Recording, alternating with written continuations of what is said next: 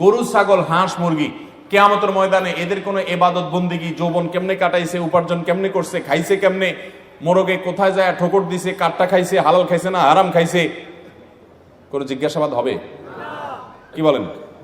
এদের কোনো জিজ্ঞাসাবাদ হবে? মোরগরে আল্লাহ তাআলা বলবে, তুই যে ঠোকর দিছস এটা তো আরেকজনের মানে বিটাতে গিয়া তার চাউলটা খাইছস, ওটা তো তোর মালিকের ছিল না, হারাম খাইছস। কোন বিচার হবে তাদের? একটা বিচার হবে। সকল প্রাণীর একটা কমন বিচার হবে। কি সেটা? নবী করিম সাল্লাল্লাহু আলাইহি ওয়াসাল্লাম বলেছেন, সকল প্রাণী যারা মাটির সাথে মিশে গেছে কিয়ামতের পর, কিয়ামতের দিন আল্লাহ তাআলা তাদেরকে জীবিত করবেন। জীবিত করার পর একটা মোরগ অন্য মোরগকে আঘাত করেছে, গায়ে জোর বেশি ছিল, আঘাত করে রক্তাক্ত করে ফেলেছে, অথবা আহত করেছে, কিংবা মেরে ফেলেছে, এক কথা কষ্ট দিয়েছে। কোন একটা পশু, তার শিং ছিল, আরেকজনের শিং ছিল না, যার শিং ছিল সে আঘাত করে দুর্বলটাকে কষ্ট দিয়েছে, আঘাত করেছে, জুলুম করেছে।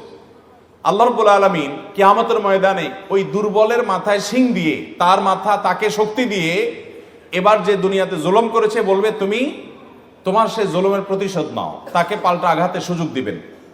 যখন সে আঘাতের সুযোগ সে পাবে এবং আল্লাহর অনুমতি সাপেক্ষে সে যখন তার প্রতিশোধ গ্রহণ করবে, এরপর আল্লাহ তাআলা বলবেন, এরকম সবার দেনা পানা পরিশোধ করার পর আল্লাহ তাআলা বলবেন, কুনু তুরাবা, তোমরা সবাই মাটি হয়ে যাও। তখন সবাই মাটির সাথে আবার মিশে যাবে, কারণ তাদের জান্নাতও নেই, জাহান্নামও নাই, অন্য কোনো বিচার নাই।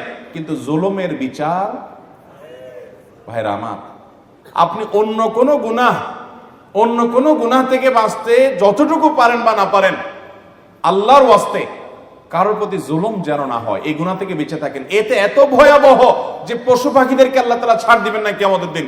আল্লাহ নিজের কথা নিজে বলছেন, ইন্নী হারামতু যুলমা আলা নাফসি, হাদিসে কুদসিতে বলেছেন, আমি জুলুম আমার নিজের প্রতি নিজে হারাম করেছি, অতএব তোমরা এখান থেকে শিক্ষা গ্রহণ করো।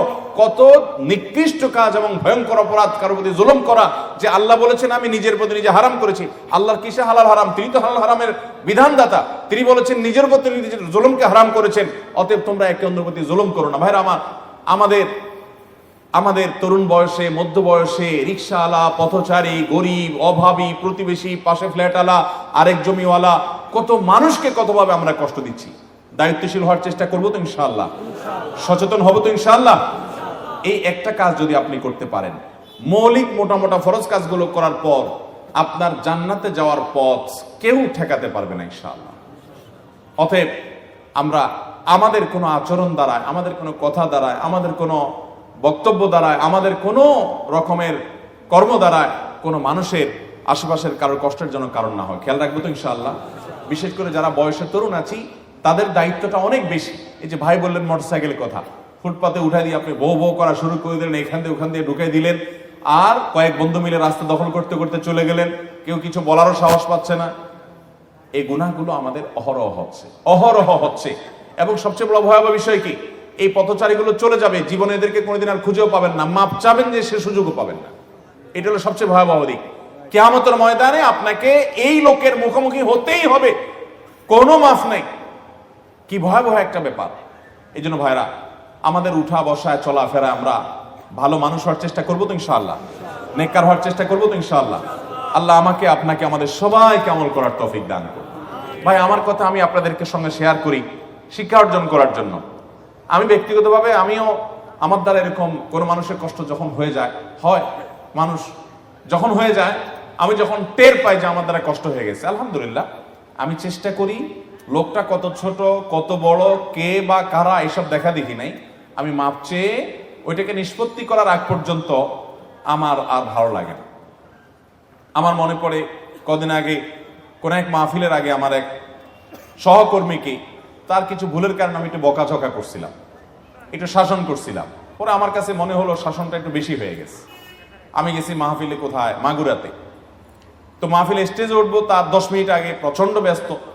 কিন্তু ওই টাইমটাতে আমার মনের ভিতরে খসখস হচ্ছে, আমি মাহফিলে ওয়াজ করতে করতে এই টাইমে যদি লোকটা মরে যায়, মাপ চাওয়ার তো সুযোগ আর পাবো না। আমি সাথে সাথে ফোন দিয়ে তাকে কয়েক মিনিট কথা বললাম। সে বলে, না কিছু না ভাই, তুমি যতই না বলো, আমার তো মনে হচ্ছে যে তোমার কষ্ট হয়েছে, তো তুমি মাফ করে দাও। মাপটা সে যখন ফ্রেশ মনে বলে দিচ্ছে, হ্যাঁ আলহামদুলিল্লাহ, আমার মনে কিছু নাই, আমি খুশি হয়ে গেছি, আপনি ফোন করছেন, আমি অনেক খুশি, আলহামদুলিল্লাহ। তারপর আমি যে ওয়াজ করা শুরু করছি। ভাইরা আমার, কারোর প্রতি যদি কোনো আঘাত করে থাকি, আমরা কষ্ট দিয়ে থাকি, সেটা মাপ চাওয়া ছাড়া একটি সেকেন্ডও আমরা থাকবো না।